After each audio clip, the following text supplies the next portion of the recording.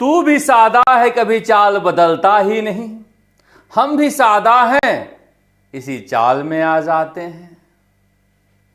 कौन चाल नहीं बदल रहा है और कौन बार बार इसी चाल में आ जा रहा है, हमें बताने की जरूरत नहीं है, आपको पता है।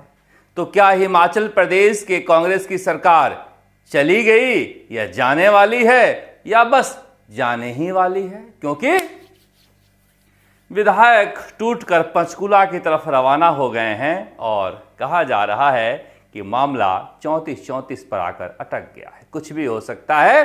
वैसे यह भी खबर आ रही है कि दूसरी वरीयता से बीजेपी की सरकार है जीता भी ले, मगर देखिए बात यह नहीं है कि अखिलेश यादव के यहां से और 9 विधायक खिसक गए या फिर बिहार में कांग्रेस के 2 और आरजेडी के 1 विधायक खिसक गए या फिर कांग्रेस ने कर्नाटक में बीजेपी के विधायक खिसका दिए या फिर कहां कहां कौन कौन सांसद, पूर्व मंत्री, पूर्व विधायक सब बीजेपी में शामिल हो रहे हैं। बात यह है कि बीजेपी अपनी चाल बदल नहीं रही है और राहुल गांधी सादा हैं, अपनी चाल बदल नहीं रहे हैं।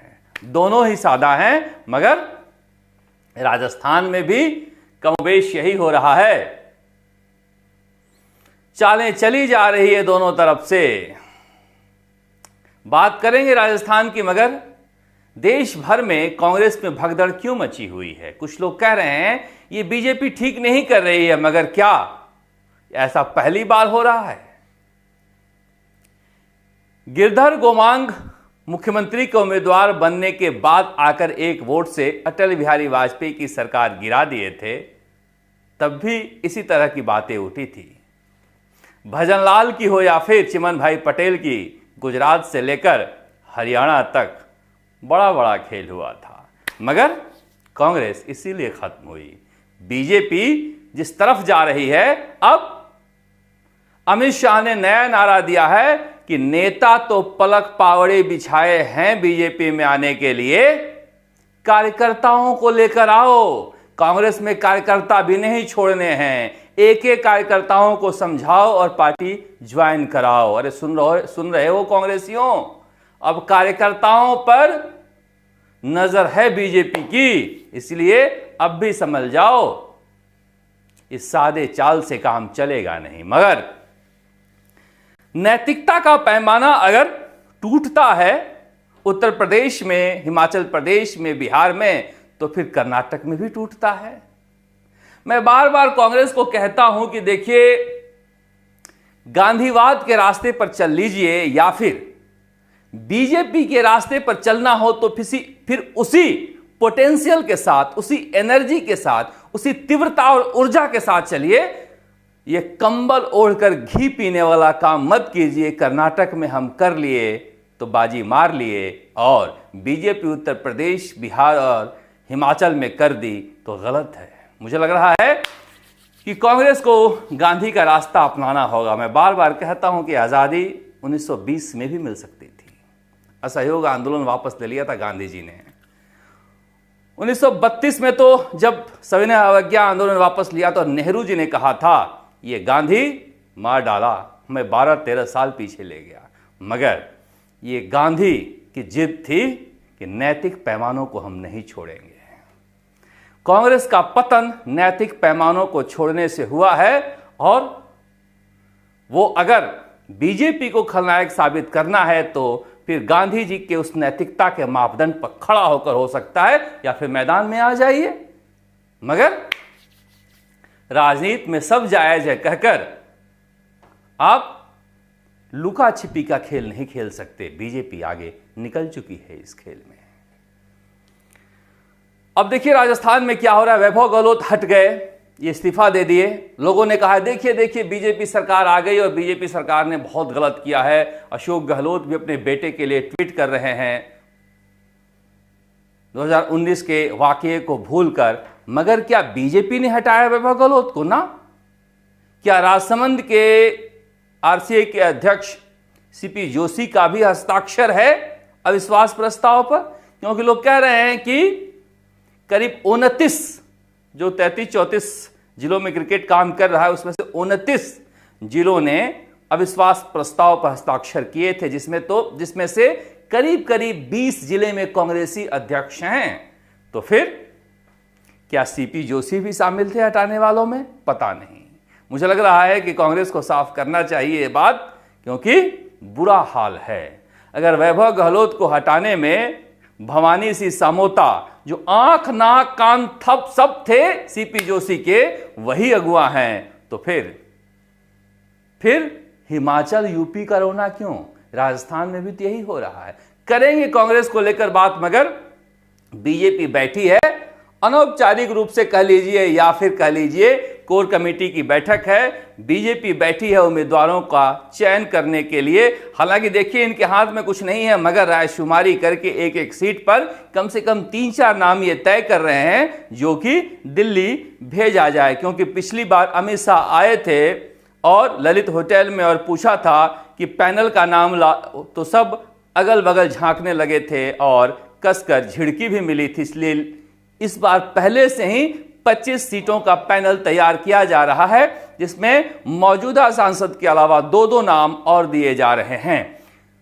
कुछ संघ से भी नाम लिए जा रहे हैं और कुछ पार्टी संगठन से भी, और कुछ लोकप्रिय चेहरे भी शामिल हो रहे हैं। मगर क्या बीजेपी में बवाल होने वाला है या फिर बवाल की शुरुआत हो गई है? मैं इसलिए कह रहा हूं कि अनीता बदेल आज जो है, देखिए, उप मुख्यमंत्री बनते बनते रह गई और उप मुख्यमंत्री दिया कुमारी की मीटिंग छोड़कर ये बाहर निकली हैं अनीता बदेल, और कह रही हैं कि पार्टी के हराने वाले अगर इस मीटिंग में बैठे हैं तो मैं नहीं बैठूंगी। उमा भारती की याद आई आपको? आडवाणी जी की मीटिंग छोड़कर गई थी। अनीता बदेल का ये दृश्य आज हर जगह चल रहा है। तो क्या बीजेपी में सब कुछ ठीक ठाक नहीं है? क्या अनीता बदेल की इकलौती हिम्मत है या पीछे कोई और है? मैं इसलिए कह रहा हूं कि अकेले ये अजमेर का वाकया नहीं है। जो वाकया जोधपुर में हुआ है वो वाकया और हैरान करने वाला है। मगर देखिए किस तरह से मीटिंग छोड़कर वो जा रही हैं। अजमेर का दृश्य है। इसलिए कहा जा रहा है कि बीजेपी में लोकसभा चुनाव से पहले भी बड़ा बवाल हो सकता है। तो क्या विधायकों के अंदर कोई नाराजगी पनप रही है? अब ये बाबू सिंह राठौड़ हैं, और बाबू सिंह राठौड़ ने जो कुछ बोला जोधपुर में, कुछ छोड़ा क्या? कहा सड़क पर आ जाओ। केंद्रीय मंत्री जो हैं वो झूठ बोलते हैं, मीठा बोलते हैं, कोई काम नहीं किए हैं, और जितने तरह के आरोप लगाए उन्होंने, मुझे लग रहा है कि इसके बाद कुछ बाकी रह गया है क्या? हालांकि केंद्रीय मंत्री गजेंद्र सिंह शेखावत ने तुरंत अपने इनके इलाके शेरगढ़ में जो काम कराए थे, करीब 318 करोड़ की उसकी सूची भेज दी। मगर फिर भी ये जो साहस दुस्साहस जो भी हुआ है, ये साहस दुस्साहस क्या केवल विधायक बाबू सिंह राठौड़ ने किया है या पर्दे के पीछे कुछ चल रहा है? क्या बीजेपी के नेता आज प्रदेश मुख्यालय में बैठे हैं तो इन मसलों पर ही बातचीत हो रही है? अब समझिए कुछ छोड़ा नहीं है केंद्रीय मंत्री के लिए। इन्होंने जो कुछ कहना था वो कहा है। मगर ये दुस्साहस आया कैसे? जब झगड़ा चरम पर था, जब इनसे माइक छीन लिया गया था, तब भी इतना साहस नहीं जुटा पाए थे। कहा जा रहा है बीजेपी में कोई खेल करने वाला है और कोई बड़ा नेता खेल कर रहा है और विधायक संपर्क में आ रहे हैं। अब देखिए स्थितियां आसान नहीं है नए मुख्यमंत्री भजन लाल शर्मा के साथ। भजन लाल शर्मा या फिर बीजेपी का केंद्रीय नेतृत्व जो व्यवस्था बिगाड़ गई है कांग्रेस, उस व्यवस्था को ठीक करना चाहते हैं। अब विधायक जो है इतना कमाई किए हैं कांग्रेस के जमाने में कि बीजेपी वालों को लगता है चुनाव तो जीत गए, हमारी कमाई तो हो नहीं रही जिस वजह से हम जीते थे या सोच के जीते थे। अब ट्रांसफर पोस्टिंग इतनी बड़ी बड़ी लिस्ट लेकर बैठे हैं, 10 हो जा रहा है, 10 नहीं हो रहा है, तो कह रहे देखो विधायकों की चल नहीं रही है। अरे आपका काम अधिकारी लगाना है क्या? कोई बुरा करता है तो उसको हटाने के लिए कह दीजिए, मगर साथ में आप अधिकारी से चर्चा कर लेते हैं। वो चर्चा किस तरह की होती है आपको पता ही है। वो चर्चा लेन देन की भी हो सकती है। इसलिए बीजेपी इस व्यवस्था को तोड़ना चाहती है और कोई है जो इस परिस्थिति का लाभ उठाना चाह रहा है। ऐसी भसड़ मची थी पिछले सरकार में कि इतनी बुरी हालत हो गई थी कि विधायकों का काम ही यही बचा था, अधिकारी लगाओ और उगाही करो। अब इस व्यवस्था को भजनलाल शर्मा के लिए चलाना आसान नहीं है और राजस्थान की जनता 30% बेईमानों को अगर छोड़ दीजिए तो 70% जनता जो है वो चाहती है कि भजनलाल शर्मा ईमानदारी से ट्रांसफर पोस्टिंग करें, विधायकों के दबाव में नहीं करें। जनता में बेहद खुशी है जब विधायकों के रोने की खबर आ रही है कि विधायक रो रहे हैं कि हमारा ट्रांसफर नहीं हो रहा है। जनता यही चाहती भी है क्योंकि पक चुकी है वसुंधरा राजे और गहलोत के कार्यकाल में इस उद्योग की वजह से। तो मुझे लग रहा है कि आसान काम नहीं है और इसीलिए सिर्फ ये 2 विधायक सामने आए हैं ऐसी बात नहीं है। बहुत सारे ऐसे विधायक हैं जो इंतजार कर रहे हैं लोकसभा चुनाव का या उससे पहले भी बवाल मचा सकते हैं। मुझे लग रहा है कि बीजेपी को इस तरफ ध्यान देना चाहिए और जोधपुर में तो कांग्रेस के एक बड़े नेता भी सक्रिय हैं क्योंकि बेटा बेरोजगार है और रोजगार जालौर, सिरोही या फिर जोधपुर में ही खोजना है। आज कांग्रेस की सभा रही। आज कांग्रेस की सभा बीकानेर में बहुत अच्छी सभा थी। देख रहे हैं डांस करते हुए गोविंद सिंह डोटासरा। गोविंद सिंह डोटासरा जहां भी जाते हैं लोग डीजे लेके जाते हैं कि डोटासरा जी को हम नचाएंगे। मुझे लग रहा है कि मनोज तिवारी वाली हालत न हो जाए डोटासरा जी की। मनोज तिवारी भले ही सांसद बन गए मगर जहां भी जाते थे लोग कहते थे कि सांसद महोदय 2 लाइन सुना दीजिए। आखिर में वो भड़कने लगे। तो गोविंद सिंह डोटासरा की भी स्थिति ऐसी होती जा रही है कि अच्छी सभा में भी लोग कह रहे हैं अध्यक्ष जी जरा हो जाए और फिर गोविंद सिंह डोटासरा नाचने भी लग रहा है। इसको सुनाएंगे हम।